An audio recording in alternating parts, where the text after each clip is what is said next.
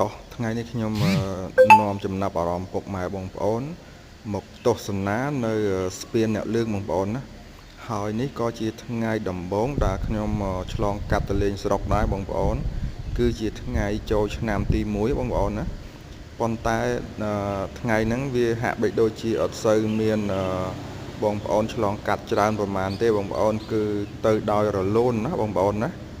ប៉ុន្តែនៅមានពេលខ្លះវាម្ដងម្កាលទេបងប្អូនបាទស្ទះផ្លូវណាហ្នឹងហើយស្ទះផ្លូវម្ដងម្កាលទេបងប្អូនហើយស្ពាននេះគឺល្អណាស់បងប្អូនណាហើយបាទគឺល្អមែនទែនបងប្អូនណាហើយមានបងប្អូនណាធ្លាប់បានឆ្លងកាត់សូមជួយខមមិនប្រាប់ផងបងប្អូនណាចំណែកខ្ញុំគឺឆ្លងកាត់រហូតហ្នឹងបងប្អូនបាទហ្នឹងហើយនេះក៏ជាថ្ងៃទី1ដែលខ្ញុំទៅលេងស្រុកដែរបងប្អូនណាគឺ